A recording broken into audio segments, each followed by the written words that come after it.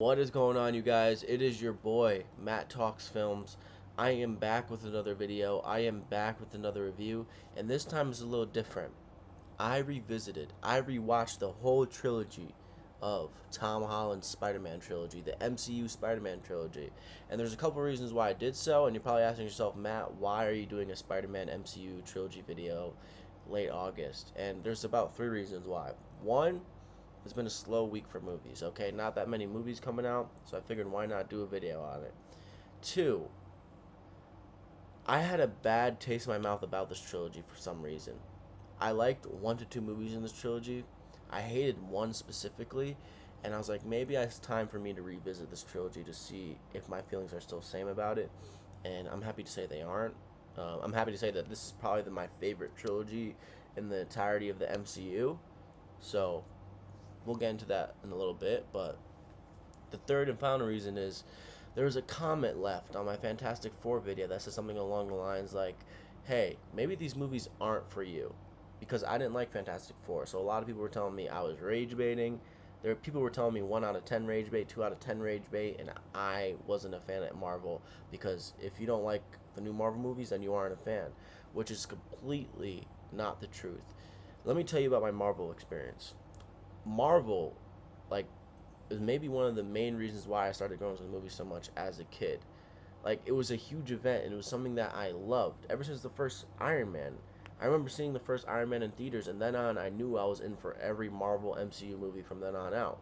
Whether I was not liking them, or whether I was completely in love with them, like I was for a majority of my lifetime. I was completely in love with the MCU for the majority of my life, all the way up until, like, Endgame. I was completely in love with the MCU.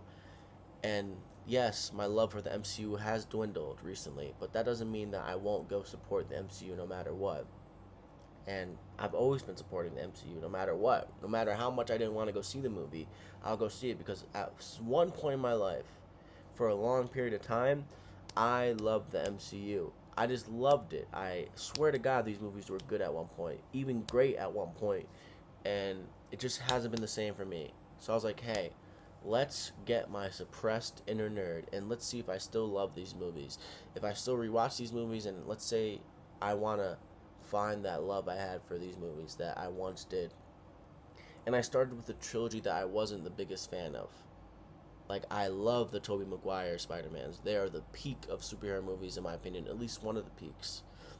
It's the Dark Knight trilogy, it's Spider-Man Tobey Maguire trilogy, and it's soon to be the Across the Spider-Verse trilogy. Those are the peaks of the superhero genre in my opinion.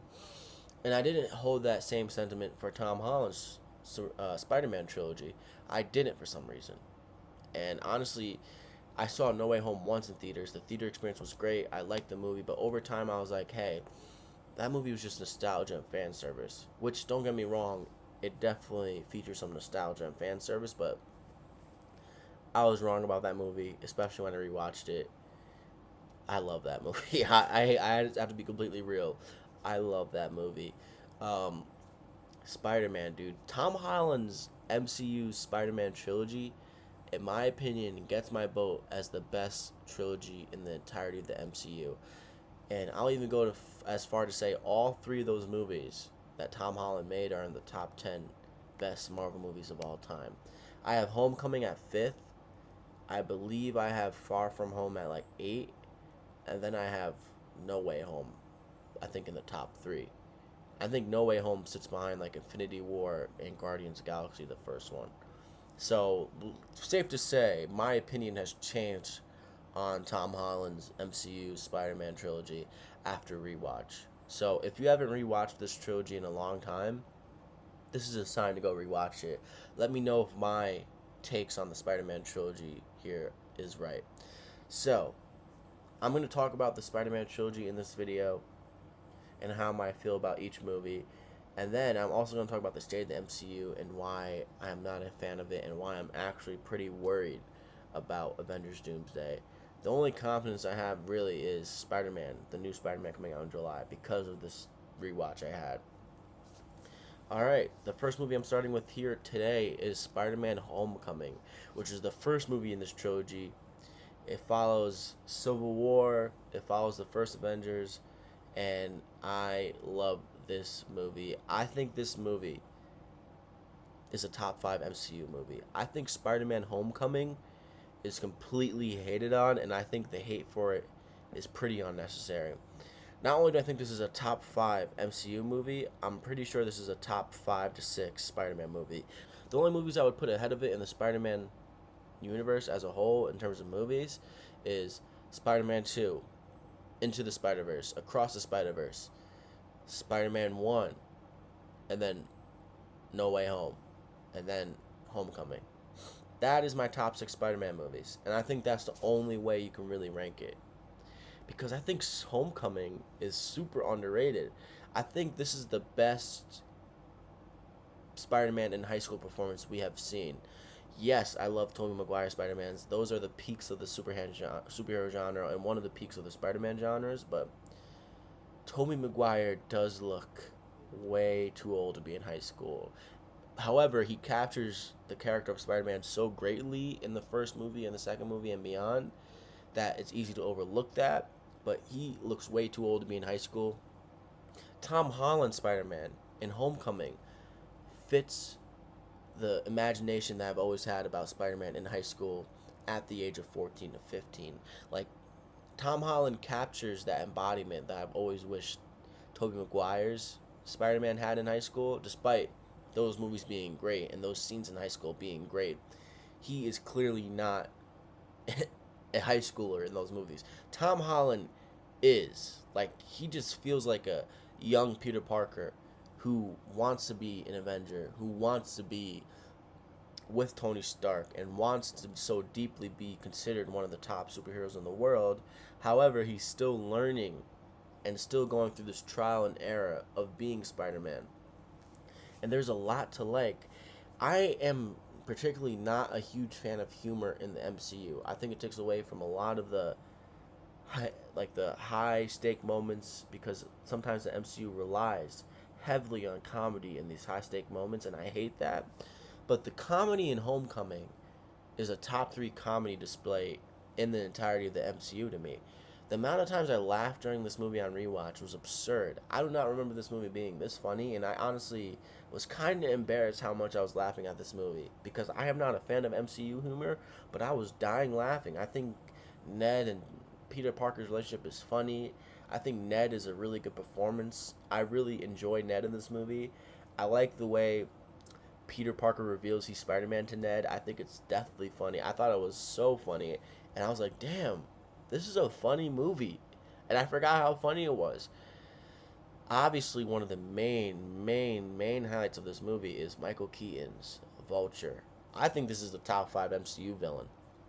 Obviously, the number 1 is Thanos, and I have to go through and rewatch a lot of Marvel movies to determine who are the top 5 villains in the MCU, which I'm not going to do yet in this point in time, but the Vulture as Michael Keaton is slept on. This is Michael Keaton after Birdman, I'm pretty sure, and Michael Keaton unlocks a whole nother level as the Vulture in this movie. Michael Keaton kills this role, man. He is so fucking good as the Vulture here. The famous scene in this movie, obviously, is the scene where the Vulture finds out who Peter Parker is and who Spider-Man is. And that's when he's driving Peter Parker and his daughter to Homecoming. And that scene feels like it's from a completely different movie. That feels like a great cinematic reveal. When the light turns green and the green reflects onto Michael Keaton's face as he fully finds out who Peter Parker is, that is special. That is just a special scene, and that's a special reveal. And that scene deserves all the praise in the world that it gets, because that is incredible. Michael Keaton is awesome as the Vulture, and he fucking kills it in this movie, and it's unreal. The dynamic between Peter Parker and the ultimate reveal you get when Michael Keaton opens up that door to Liz Allen's house, and Peter Parker's at the front door, and he is shocked out of his mind, can barely hold it in. That is great, and I really, really fucking love that aspect of the story. Vulture is a top 5 MCU villain. That's me. That's just how I feel. Another thing in this movie, there's also a complaint in this movie that Spider-Man doesn't do enough cool shit, which is a fine complaint. But also, I don't mind that because in all the rest of the Spider-Mans we've ever gotten, Spider-Man does some cool shit. We don't really get to see this tremendous trial and error. Like, yes, the first Spider-Man with Tobey Maguire, we do get to see the trial and error through some sequences, but this movie lets us sit in the trial and error far more than any other Spider-Man has ever had. Like, we get to see Peter Parker as this kid who wants to be the new Avenger, and then we also get to see him as this kid who thinks he's too cool for high school. Like, he's like, man, this high school shit isn't for me anymore. I'm going to be Spider-Man anyway. And then we ultimately get to see this character arc where he's like, you know what? I just want to be this friendly neighborhood Spider-Man. I don't want to be an Avenger. I just want to be Spider-Man. And I want to be in high school. I want to be this kid who gets to experience high school. And then I just love that. I love how grounded this movie feels in terms of Peter Parker and the Spider-Man character. Yes, we see a Peter Parker who doesn't like high school and wants to be a new Avenger and wants to be Spider-Man, like this world-renowned Spider-Man. And then overall, we get to see why his character changes at the end. We get to see why he doesn't want to take that next step yet because he knows he's not ready yet. And I really enjoy that. I enjoy this movie a lot. And I think the complaint of him not doing enough cool shit isn't enough because we get to see him do some cool shit. We just do. I love the Spider-Man swinging sequences. I love the stupid shit where like he's directing an old lady to where she should go. I like that. I like also how this movie captures people witnessing Spider-Man swinging in the skies. Like I like that. I think a Spider-Man, if you want to be a great Spider-Man movie, there needs to be scenes in a Spider-Man movie where there are civilians on the street reacting to what Spider-Man is doing while swinging through the air. Like I just like that, and this movie captures those moments so well. Another thing I really think that is the coolest shit. One of the coolest scenes in any Spider-Man movie ever to me is when Spider-Man decides to leave Homecoming. He's been building up this whole time to be with Liz Allen and take her to Homecoming. And when Vulture drops him off at prom or Homecoming, we've been building up the whole movie to Peter Parker finally taking out Liz Allen, right? Finally take out Liz Allen.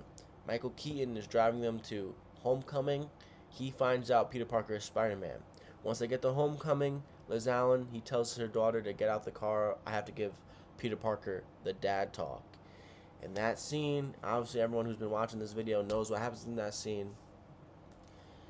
Michael Keaton says, hey, you can make one decision. Either you forget about all this happening, you go in there, give my daughter a good time, but not too good of a time, or you're dead.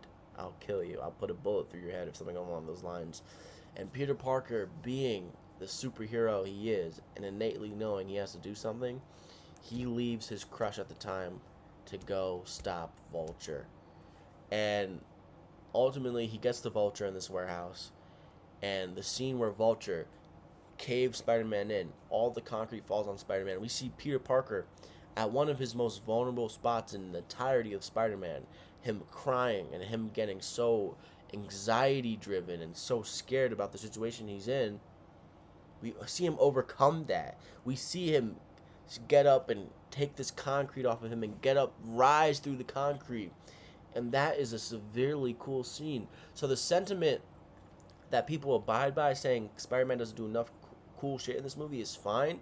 But the cool shit Peter Parker and Spider-Man ultimately end up doing in this movie takes me away from the sentiment of that he doesn't do enough cool shit, because some of the cool shit he does in this movie is some of the coolest shit we've ever seen in any Spider-Man movie. And I think the scene where he breaks through the concrete and finally rises up through the concrete to go follow Vulture is one of the coolest scenes in any Spider-Man movie ever. And I really enjoy that. I really enjoy the build up to MJ. She's more of like a background character. We see her make these quirky and dark remarks, these dark humor remarks throughout the movie. But then we get to see the ending where she's like finally more part of the story. And I like the build up to MJ. I like Zendaya's performance.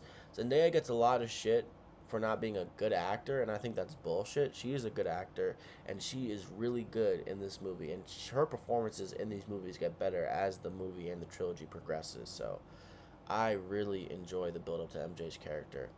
I think it's a really good build up. So safe to say I was way more impressed by this movie than I remembered. I think Tom Holland probably gives like a top 5 to 6 performance in this movie ever as Spider-Man. I think he is so good as this young Peter Parker, and he fully captures what I fully imagined, not being a comic book guy, of what Peter Parker would be at this ripe age of 15 to 14 and how he would act. I think Tom Holland captures that perfectly, and I am impressed by this movie in a lot of ways.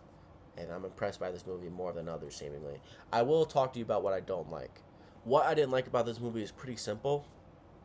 I wasn't a huge fan of Liz Allen and Spider Man's relationship. I get why Spider Man likes her.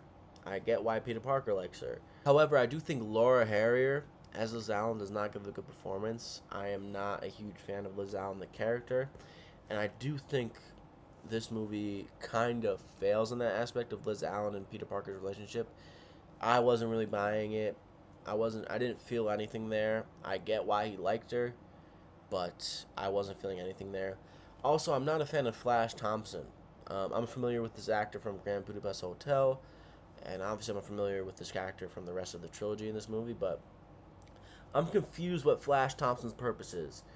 Is he supposed to be intimidating? Because there's some scenes in this movie where Flash Thompson is walking towards Peter Parker, and Peter Parker starts walking away like he has some like fear, and is like intimidated by Flash Thompson, which the actor who plays Flash Thompson is not intimidating at all, and I just find his character to be a dick. So is he supposed to be intimidating, or is he just supposed to be a dick?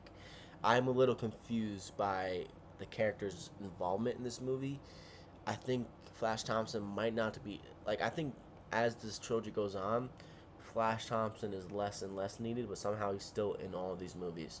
So that's an aspect I don't like about this movie. Flash Thompson, don't like. The thing I like about Flash Thompson's character is like he hates Peter Parker, but he loves Spider-Man. So once he finds out Peter Parker is Spider-Man, ultimately in No Way Home, I like that. But that's about it, because he changes his alimony, he changes his alibi.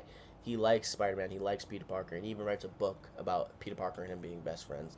That's the only thing I like. But the first movie, his character is weird. Like, it seems like Peter Parker is scared of him at some points, but it's like, he does not seem like a scary human being. And I don't know. Maybe it's just me, but there's some scenes in the first movie, Homecoming, where Flash Thompson is like walking down Peter Parker, and I just can't buy it. I do not buy Flash Thompson as this bully. I just think he's a dick who makes these quirky and idiotic statements at time to time. I also understand why Tony Stark is in this movie. I completely understand it. There's just a little bit too much of him in this movie for me. I do think he could have just been in the beginning and the end, because obviously that still is coherently in the story, but I do think there was just a tad bit too much of Tony Stark in this movie. I just like I like my Spider-Man movies to just be Spider-Man and his villains, but that's a nitpick. I don't really care. I think the Tony Stark aspects of this movie work more than they don't, but I do think there's just a little too much Tony Stark in this movie. I do think the final battle sequence in this movie between Vulture and Spider-Man is a little underwhelming, considering Vulture defeats himself. However, I do think the invisible plane sequence is fucking cool as shit. And that's another cool thing that happens in this movie, among other things. There is cool shit happening in this movie, but I do understand the sentiment that he doesn't do enough cool shit in Spider-Man. So there are some things set up in this movie that don't come to fruition with Scorpion. Like, they're setting things up for the future with Scorpion, seemingly. But Scorpion just got cast in Brand New Day, so maybe stuff set up in this movie will come to fruition, which would be awesome. So those are my nitpicks for this movie, and they are just nitpicks. They don't really bother me that much, but Spider-Man Homecoming is a top 5 MCU movie. I love this movie. I think it's like the 6th best Spider-Man movie of all time, and it's awesome. I love Tom Holland's portrayal as Peter Parker, a 15-year-old Peter Parker, 15-year-old Spider-Man who is going through trial and error, who wants to be an Avenger, but ultimately realizes who he is at the end of this movie, and I really enjoyed this movie. I am way more impressed by this movie than I was when I first saw it, and that's because I was spoiled, and we'll get into that later in the video. The next movie, Spider-Man Far From Home. When I first saw this movie, I hated this movie. I mean, I fucking hated this movie. I don't know why. My original score for this movie was like a 2 out of 5 on Letterboxd, which is like a 4 out of 10. you know? Like, that is bad. I hated this movie. But as I rewatched this movie, this is why it's important to watch movies. I rewatched this movie and I actually liked it. I liked this movie.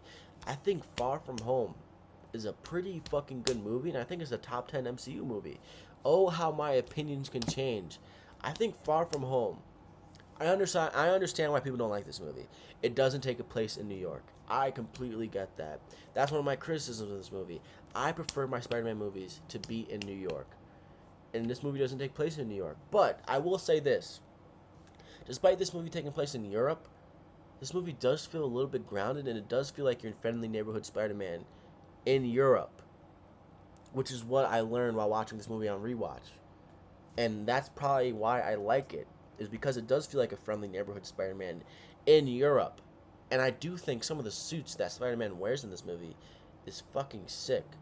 This, like, the Night Monkey suit is cool. I really like the Night Monkey suit. Not a huge fan of the Iron Man suit-ish, like the Iron Man / Spider-Man suit. Not a huge fan of that suit, but every other suit worked for me. And I really enjoyed this movie. One of my biggest gripes with this movie, when I first saw it, and when I still see it, is Jake Gyllenhaal's performance as Mysterio is not great.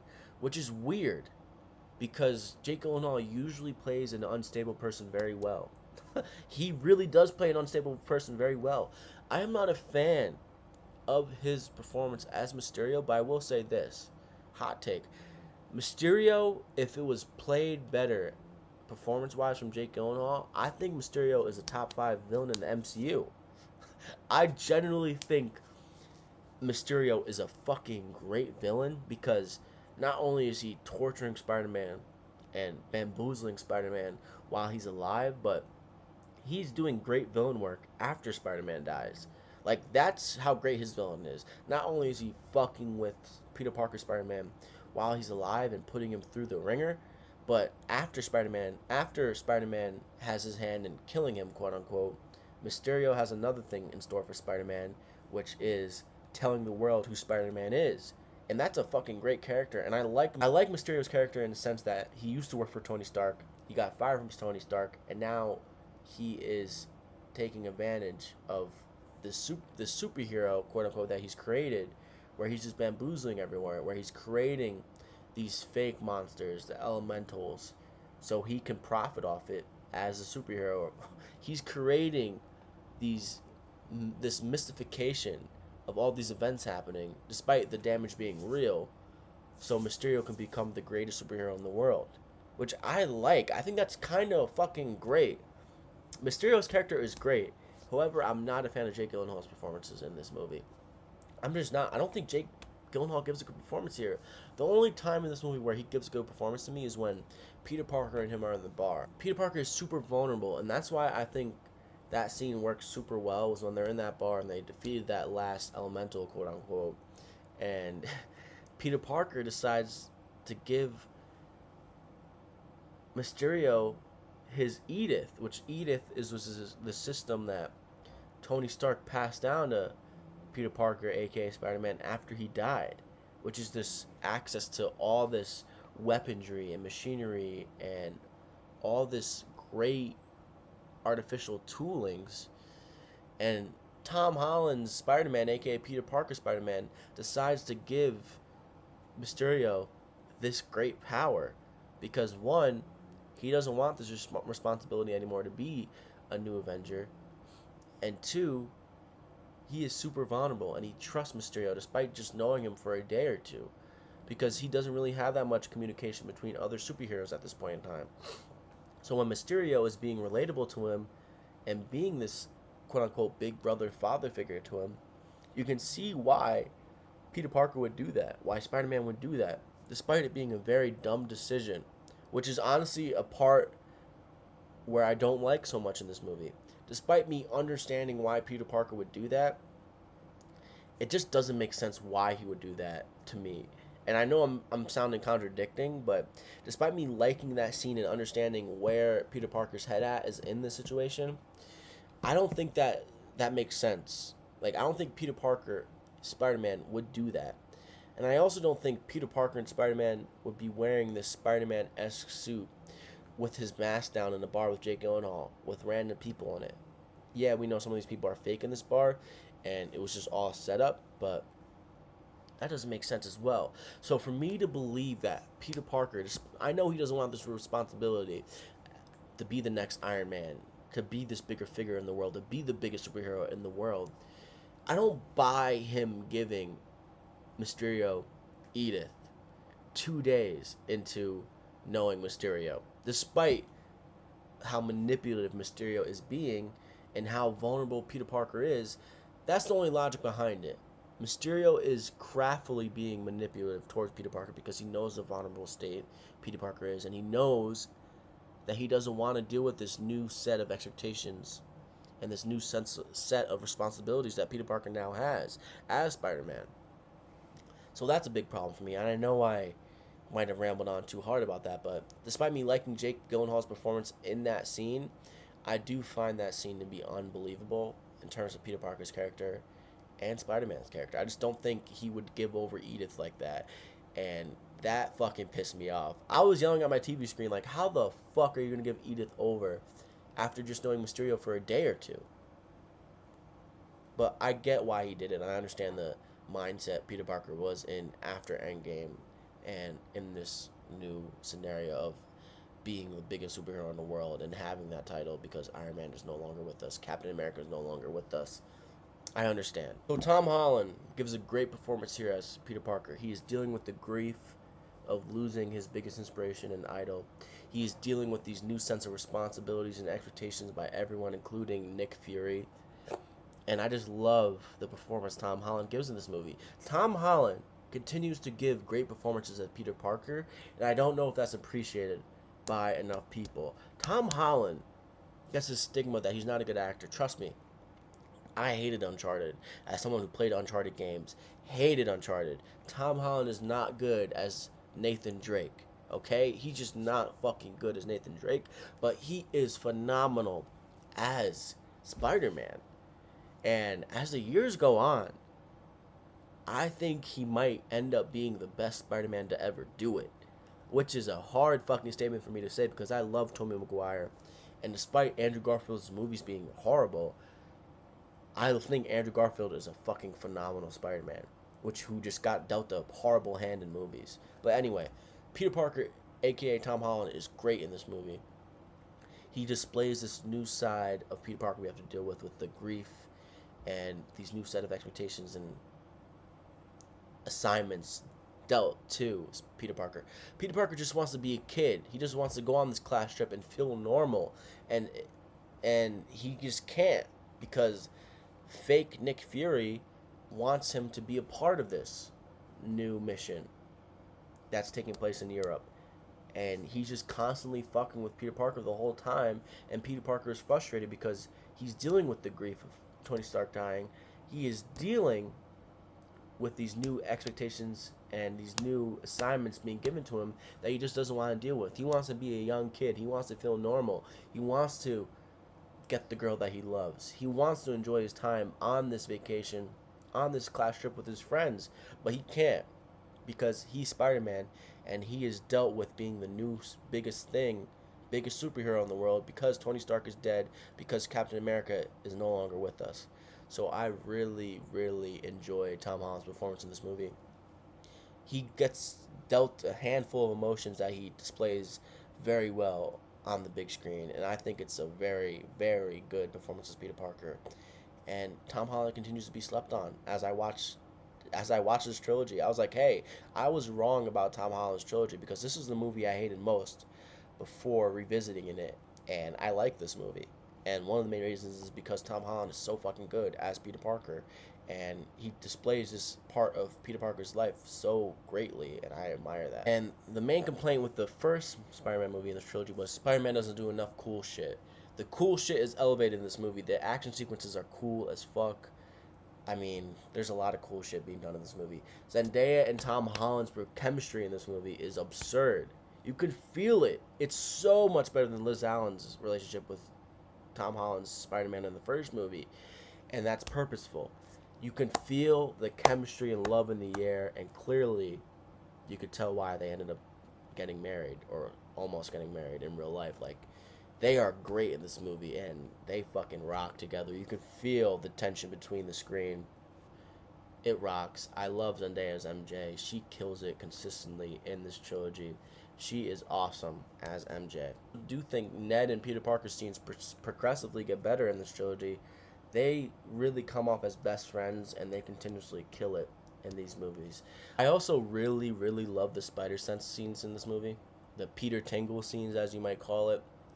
They fucking rock, and it's some of the best spider senses scenes of all time, in my opinion. I just think that scene with Mysterio at the end where he's trying to figure out what's real or not and he finally does, that action sequence is fucking awesome, and it's mainly due to the spider senses, and they portray spider senses in this movie greatly.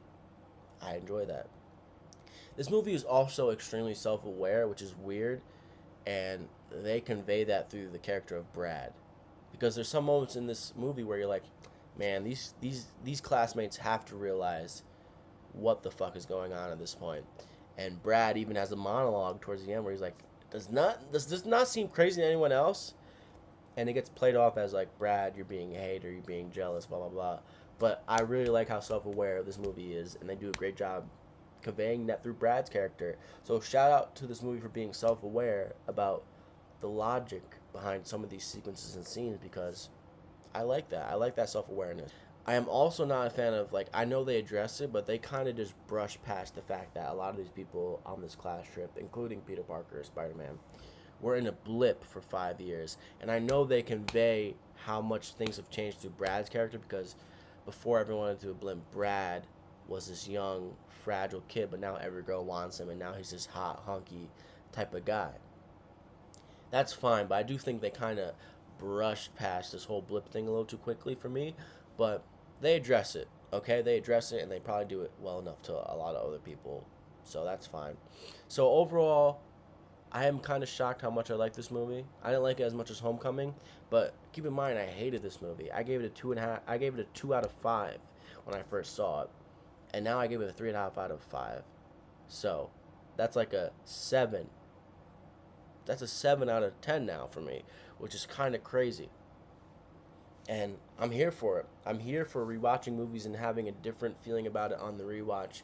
And this is a movie that I did have a different feeling on rewatch, and I deeply, deeply, deeply am shocked I like it as much. Even one point while rewatching this movie, I said to myself, I'm kind of hating how much I'm loving this movie right now.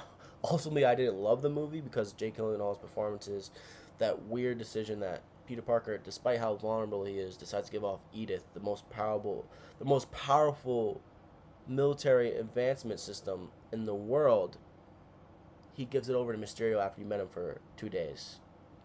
Despite how vulnerable and how much he's stricken with grief in this movie, that Peter Parker is so smart. I just don't see that being a thing Peter Parker would do, despite how vulnerable and despite how manipulative he is at this point in time.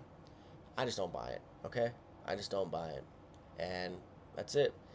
I really enjoyed this movie. I gave it a 3.5 out of 5 on this rewatch. I think it's a top 10 MCU movie. I like this movie. I like the action sequences of this movie. Things get cooler. Despite there was a cool shit in the first movie for me, the coolness is amplified in this movie. The action sequences are amplified in this movie. And the action sequence is fucking work in this movie. They fucking kill it in this movie, and it just works. I like this movie. I do. 7 out of 10. Like this movie. Despite the first movie in Homecoming being a 4 out of 5, 8 out of 10. I like this movie. I just do, okay? I like this movie. And now we're on to the final movie in the trilogy. Final movie in this trilogy, and the best movie in this trilogy, is Spider-Man No Way Home. Now, this was a movie that I saw once in theaters, and I loved my theater experience in the movie. But over time, I started to not like it as much without revisiting it, which is a problem. But my sentiment was this movie was too reliant on nostalgia and fan service for me to like it, for me to ultimately enjoy it as much as everyone else did. And that was completely wrong. Despite this movie having clear nostalgia and fan service stuff in it, this movie works without it, in my opinion. I think Tom Holland as Peter Parker Spider-Man gives an absolutely amazing performance and is the best performance in this trilogy, which says a lot because Homecoming is a top 5 to 6 performance in the entirety of Spider-Man for me, and then no, and Far From Home he's fucking great. So it's like for him to somehow elevate his performance in this movie is great, and this movie might be the most any Spider-Man has been put through. Like Peter Parker Spider-Man goes through it in this movie. I mean, goes through it. He just goes fucking through it. And I know this might sound torturous, but I like to see my Spider-Man going through it. I like to see him going through some ridiculously torturous things that not a lot of human beings would be able to put up with. But since he's Spider-Man, he has to. And I really love how this movie does that. So let's talk about what I like about this movie. I'm not going to talk about the plot because everyone should know the plot by now. Spider-Man No Way Home, what did I like about it? This is one of my favorite performances by any Spider-Man ever in this movie. And it's also accompanied by another one in Tom Holland because Tom Holland is so great. But anyway, Andrew Garfield is acting fucking circles around Peter Parker, Tom Holland, and Peter Parker, Tobey Maguire. Like, Andrew Garfield is absurd in this movie. There's so many scenes and sequences where he just brings so much to the character of Peter Parker, and he fully redeems himself as someone that might be pushed aside into the two worst live-action Spider-Man movies of all time in TASM 1 and TASM 2. He redeems himself. He shows what he could have been as Spider-Man and what he should have been as Spider-Man if he was in a great Spider-Man movie. And not only is he in a great Spider-Man movie here, he gives the best Spider-Man performance, and he is great as Spider-Man in this movie. And for one, I am so happy he was able to prove how great he could have been and should have been as Spider-Man in a Spider-Man movie. But two, I am so upset and filled with hatred with the movies that he got as Spider-Man. Despite being with Emma Stone, who's one of the greatest actresses of all time, and certainly probably the best actress of the 21st century, that movie let him down. Both Emma Stone and Andrew Garfield, they were let down in those movies, and Andrew Garfield comes into this movie and fully says and delivers his piece about how great of a Spider-Man he could have been and should have been. Andrew Garfield is fucking incredible in No Way Home, and I don't know if that can be said enough. He is the best Spider-Man in this movie, and he acts circles around Tobey Maguire and Tom Holland, which is a feat because Tom Holland is exceptional in this movie. We'll get to Tobey Maguire later. I love Tobey Maguire. He is still my favorite Spider-Man of all time, but he's not that good in this movie. I said it, he's not that good in this movie. He is not that good in this movie. He is not that good in this movie. And despite him having some really funny moments and some really tender moments, wasn't the biggest fan of Tobey Maguire in this movie, to be completely honest. He felt like he is just meant for a Sam Raimi Spider-Man movie, which is fine because those movies are fucking incredible and the peaks of superhero movies, but he doesn't feel like he could have fit in a Marvel movie. And I feel like Tom Holland and Andrew Garfield could have worked in any Spider-Man movie ever. I feel like Tom Holland could have been in Sam Raimi's Spider-Man. I feel like Andrew Garfield definitely could have been in Sam Raimi's Spider-Man. And I also think both would strive heavily in my MCU, as you've seen Tom Holland do. And I think Andrew Garfield would have been perfect for the MCU if he was just younger.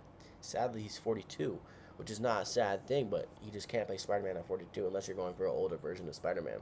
But, yeah, I think Tom Holland and Andrew Garfield are clearly the two best Spider-Mans, at least in this movie. Despite Tobey Maguire being my favorite. Like, I used to sleep with Spider-Man sheets as a kid, and they were the movie-themed ones. So it was Tobey Maguire Spider-Man I was sleeping on for maybe a decade. So, maybe that's TMI, but it's just the truth. I'm going to stick with the performances here because I think the performances are so strong, which is crazy to me. Zendaya in this movie is terrific. This movie takes a bump every time she's in it. She's just great as MJ. She's just so fucking good as MJ.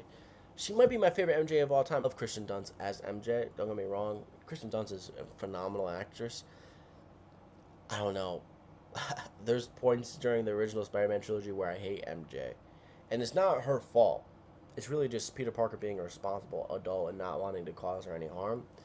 This movie features a younger Peter Parker who has less sense of responsibility and doesn't realize the stakes he's putting his friends at by letting them know he's Spider-Man until the end of this movie, which is a great scene.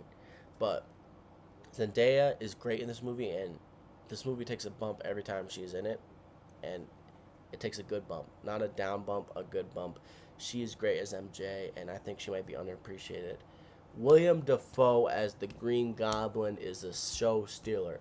William Dafoe, one of the greatest actors of all time, he is one of the peaks of performances in film, period. He is exceptional in this fucking movie. He's the best villain in this child trilogy, and he's also the best villain in the entire first Spider-Man trilogy. So now he's the best villain in 2 of the Spider-Man trilogies ever. So there's that. He's probably the best villain of all time for any Spider-Man ever. So I don't want to see another person play Green Goblin. I know they try to do that shit in TASM 2. Don't want to see anyone else fucking play the Green Goblin, because Willem Dafoe shuts shit down as the Green Goblin, and he fucking murders every scene he is in this movie. Alfred Molina continues to be great as Dr. Ock. He is full of redemption in this movie, and he is great in his villainy. Jamie Foxx, redemption again. Someone who was horrible in TASM 2, literally horrible as Electro, and partially because of his performance and partially because of the character that was written in the movie. Redemption. He's good as Electro. Doesn't give you a whole lot, but he is good as Electro. There's this charisma that Jamie Foxx just naturally has that he displays through Electro, and I like that.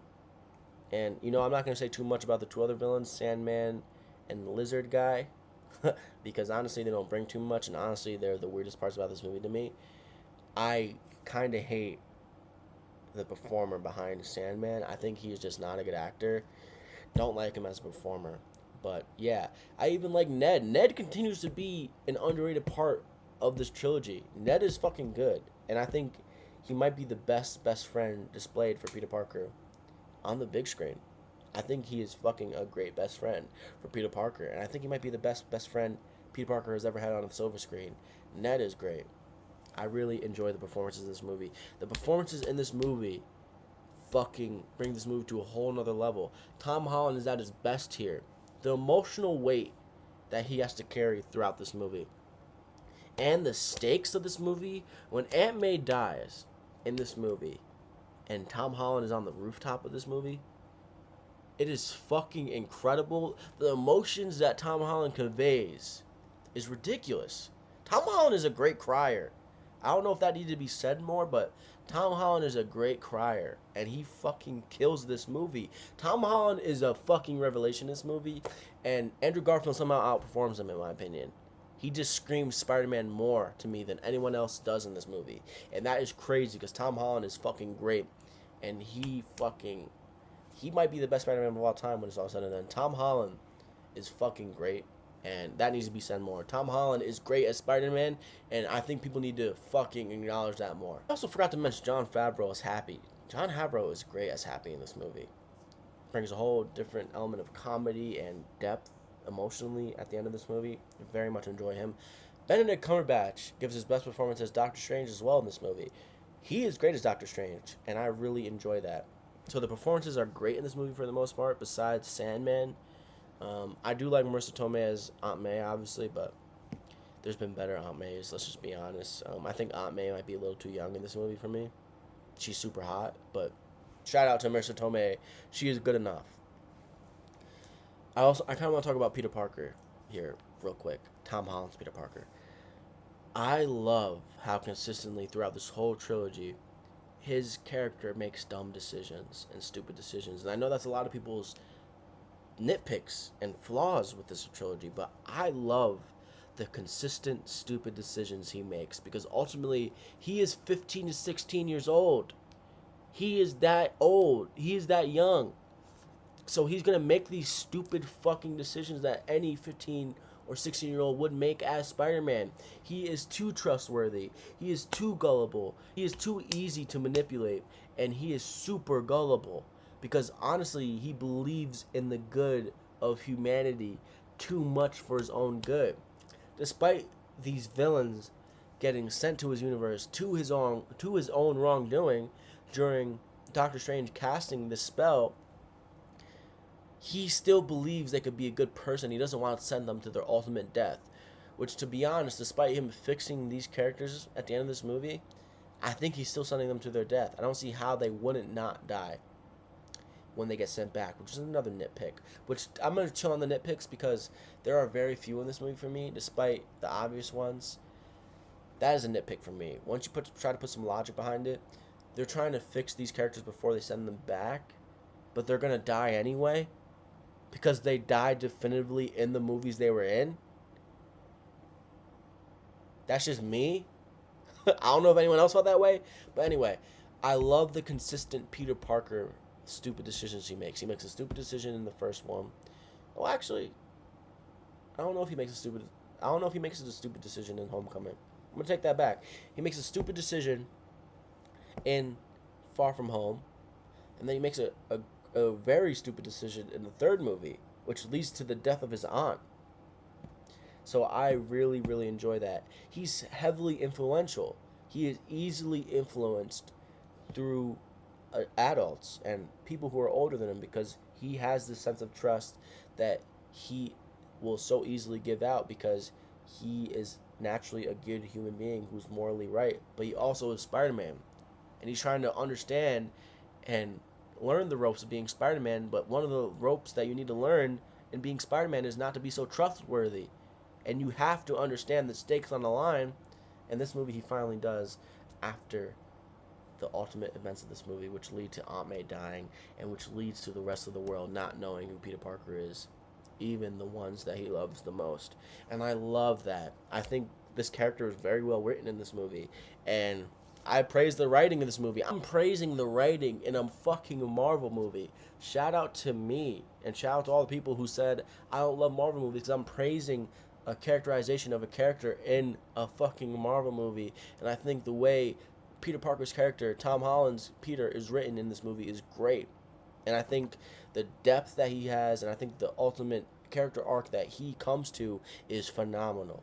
And I do think that Peter Parker's written besides him are great. And I think the villains are written great. I think the Green Goblin is written masterfully. And I think a lot of characters in this movie are written very well. And I'm impressed. I'm impressed with a lot of this movie. The action sequences in this movie are the best out of the trilogy. They are exhilarating. All three of the Spider-Mans swinging together into battle at the end on the Statue of Liberty is fucking peak, bro. It's fucking peak watching Toby, Andrew, and fucking Tom Holland swing together into battle to save the day.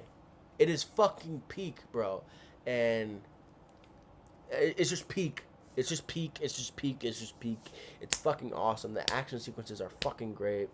And I love the adventure and odyssey this movie brings you on. The Spider-Man suits in this movie, oh my god, dude. The Spider-Man suits in this movie almost made me combust. There's another word I wanted to say there, but I'm going to keep it PG. The Spider-Man suits in this movie are the coolest Spider-Man suits maybe ever. Tobey's suit looks great. Andrew Garfield's suit looks great. And then the different suits that Peter Parker, aka Tom Holland, wears in this movie are fucking great.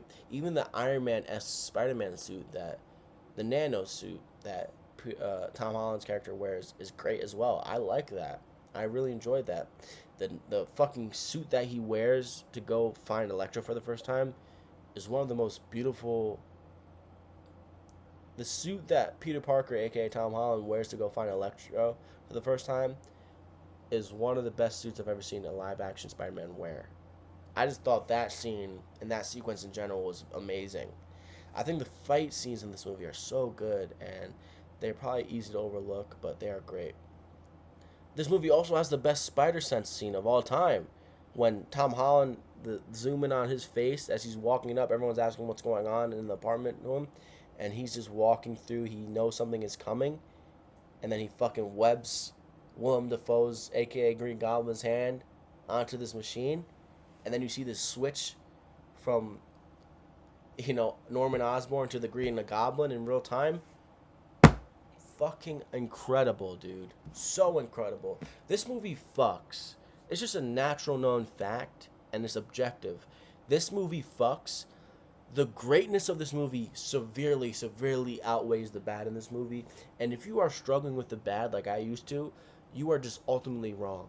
And you need to rewatch this movie immediately. So I talked about a lot of things I loved in this movie because there is a lot. Don't get me wrong. There's so much to love about this movie. I love how the story ends and leads on to the next movie. I can't wait to see this next trilogy with Tom Holland Spider-Man.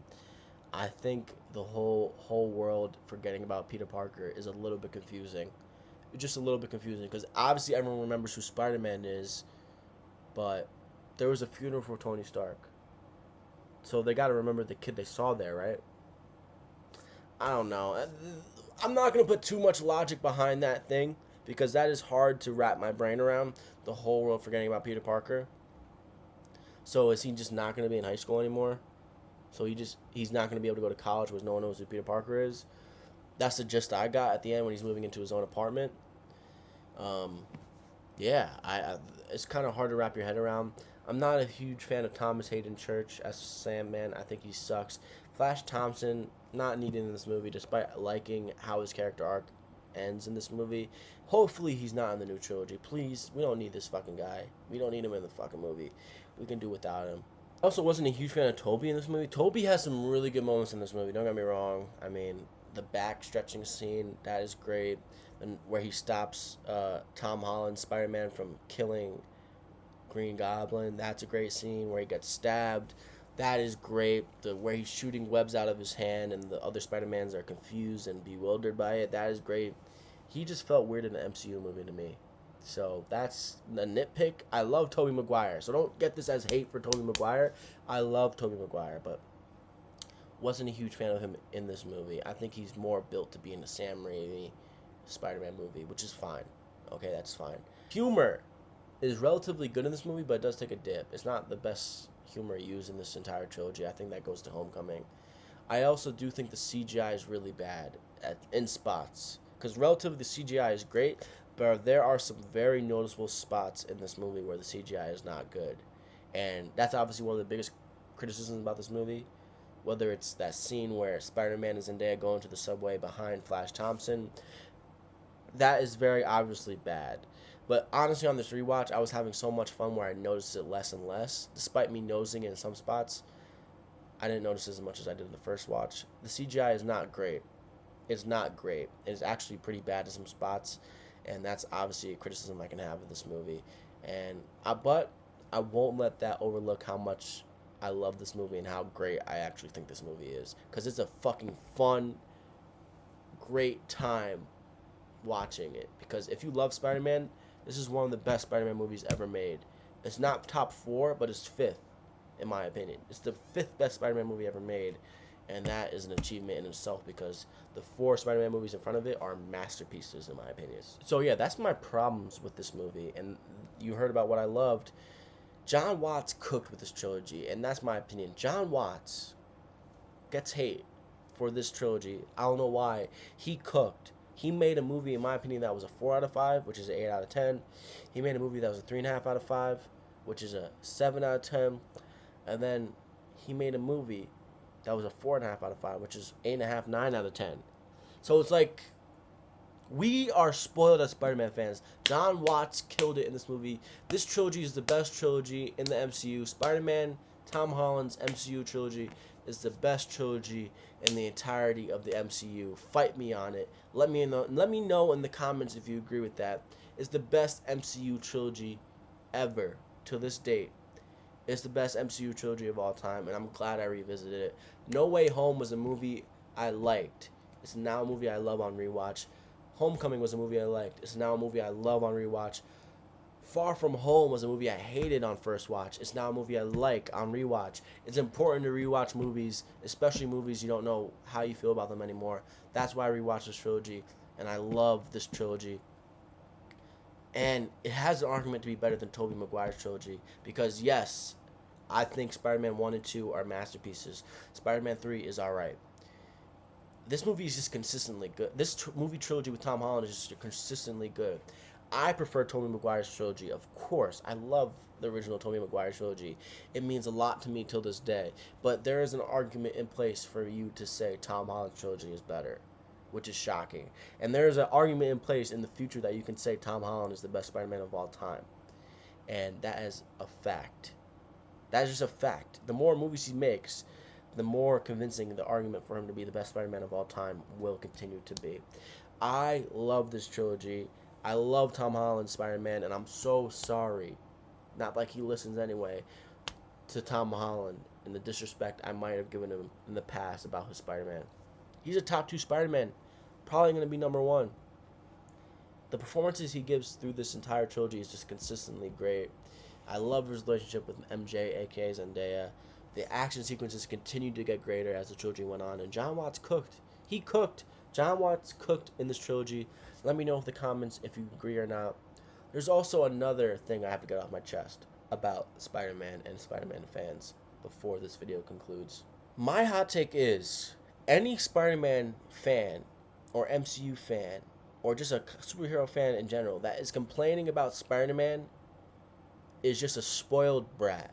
Because the Spider-Mans you have gotten over your lifetime, if you were born in the 2000s, is absurd. So let me tell you the movies you have gotten as a Spider-Man fan.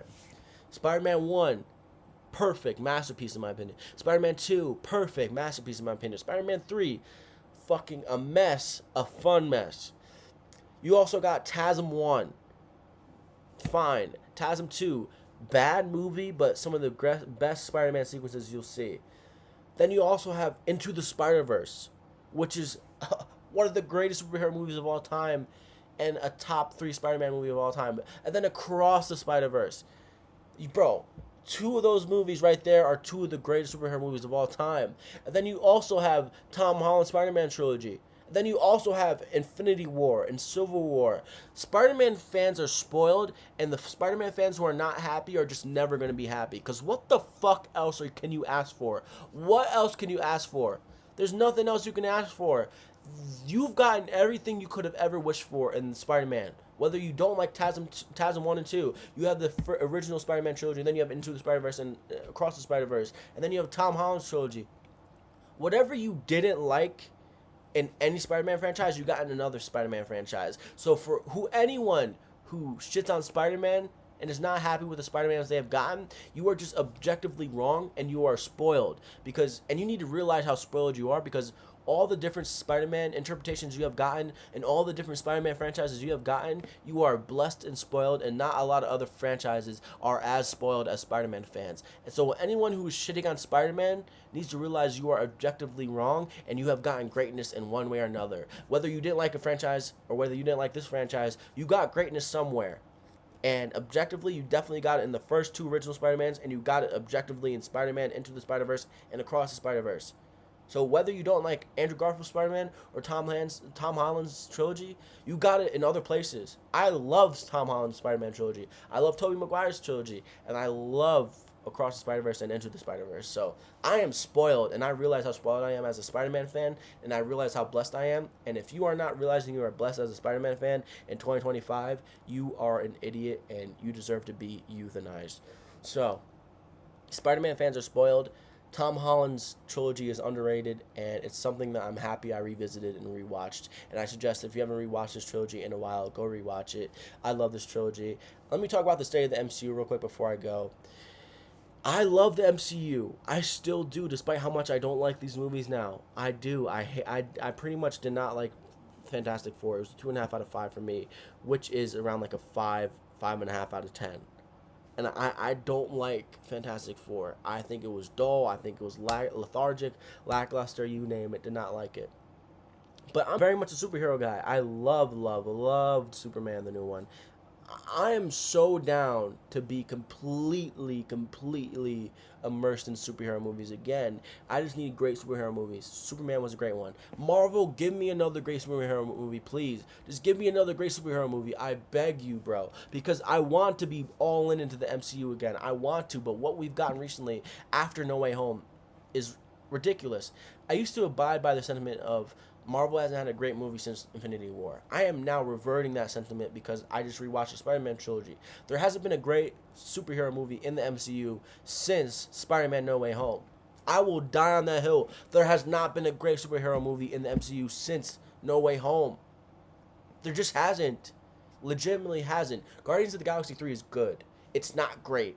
Spider-Man No Way Home is great. Despite its obvious flaws, it's great.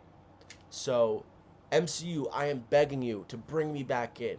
I know you have millions of other people who will be there no matter what. I will be there no matter what. But please make me love the MCU again because I used to love the MCU and I'm worried about Doomsday. Some of these quotes I've been seeing about Doomsday are absurd. Alan Cummings didn't film with a single actor while he was acting. That's just not how movies are made. And you're gonna notice that while on screen, while you're watching the movie, that Alan Cummings, I don't know how many scenes he's gonna be in this movie as Nightcrawler, he wasn't acting with any other person. Some of the characters he was acting with had fake names. So what the fuck is going on in Avengers Doomsday? My God, that movie seems like it's going to be horrible, bro. By the reports I'm getting from it, from the quotes I'm getting from the actors, whether it's from Rebecca Roman, who played, what's her name? I forgot her name at this moment. She's super hot in the original X-Men trilogy. But anyway, I had to say she was super hot. I couldn't help myself. Bro, the quotes I'm getting from that fucking movie is absurd, bro. I am so worried about Avengers Doomsday, and I am depthly worried about what that movie is going to be ultimately because hearing an actor is not even acting with real actors in a scene is frustrating. We got that in The Hobbit, and you saw all the behind the scenes with Ian McKellen and how frustrated he was during that movie. So I just don't want that. I do not want that. But we are going to get it, and we're going to see the final results of Avengers Doomsday, and I am mortified by the possibilities. I don't ever want to live in a world where MCU dies, and Doomsday is a huge one. But the next Marvel movie we're getting is Spider-Man Brand New Day, which I'm excited for now because I just rewatched Tom Holland's Trilogy. And a lot of the reports I'm getting from Brand New Day, first of all, the set photos and the pictures look great, but the reports I'm getting with seems like this movie might be overstuffed. We're getting Yelena back in brand new day Spider-Man. I like Florence Pugh, so I'm kind of excited to see Tom Holland and Florence Pugh's chemistry in this movie if they have any. We're getting Zendaya back, I'm pretty sure. We're getting Ned back, I'm pretty sure. But we're also getting the Hulk, Scorpion, the Punisher in this movie. I just hope this movie. I wanted a more grounded street level Spider-Man like everyone else seemingly did. I wanted a more grounded and street level Spider-Man movie like seemingly everyone else did, but listen, the actors in this movie are good, like John Berthal, Mark Ruffalo, Zendaya, Tom Holland, Florence Pugh, and then we got Tillman from Severance, who is a great actor. I'm not a huge fan of Severance at all. I love him in that movie, though. Not in that movie, this fucking TV show. I love him in Severance. He is great. So, despite the movie seeming like it might be overstuffed with characters and things in it, the actors are great, and I'm confident in the actors. So, yes, I am not a huge fan of MCU right now in this state of time, but I am still a fucking devoted fan. I will go see every new MCU movie. I won't watch the TV shows because I'm not a TV show guy, ultimately. I mean, I watch very little TV shows, if ever, right? But I will go see every MCU movie because that is my childhood. That is a huge part of my heart still, despite me not liking the new fucking Marvel movies. I want to love the Marvel movies, but I don't right now. And I need to get brought back in. So Kevin Feige, fucking bring me back in. I need to be in love with Marvel again because the Spider-Man trilogy I just rewatched made me love Marvel again. Despite the movies not being good at this point in time for me. I love Marvel, and I have that suppressed nerd I had in myself brought back out of me again. I want to fucking dive in deep into the nerd aspect of my life again, but Marvel is not allowing me to do so. Maybe DC fills that need if Marvel doesn't with Brand New Day and Doomsday. I am praying Brand New Day is great. I am praying Doomsday is great, but I feel good about Brand New Day, don't feel good about Doomsday. So the state of the MCU is not in a great one for me right now, but I have some hope with Brand New Day. And Doomsday, despite the reports not being good, I want to have some faith. I gotta have faith, right? But I do not feel good about Doomsday at this point in time, and I'm hoping I am proven wrong over the course of history. I am hopefully proven wrong with Doomsday. Please, Brand New Day, I have some faith because Tom Holland is good, and the Spider-Man movies were not bad in the slightest. So this is my video. I talked about Tom Holland's Spider-Man and how much I loved the trilogy on rewatch. I talked about the state of the MCU. That's the video. I hope you guys watch this video. I will be releasing clips from this video, so hopefully more people will watch over time. And I know this is a weird video to drop in the middle of August when there's nothing else to really talk about Marvel-wise, but I rewatched the trilogy and I wanted to talk about it, and that's what you'll get accustomed to on this channel. Whatever I watch, whatever I experience in the movie world and I want to talk about, I'll bring it to your face, and you'll see this big, burly, bearded man talking to you. It's your boy, Matt Talks Films. I was here with you for an hour and 14 minutes or however long this video ends up being. Follow me everywhere at Matt Talks Films. Subscribe, like, and comment about my opinions in these videos that I release.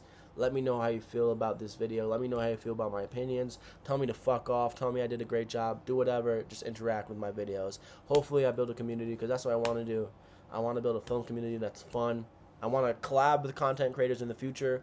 If I get my name out there, I love the Escape Pod bros. I love those dudes. They are fucking great. Hopefully I get to collab with them one day, because they fucking rock. But anyway, it's your boy. It is your boy, Matt Talks Films. Another video will be dropping later this weekend about Honey Don't, the new Coen brother film.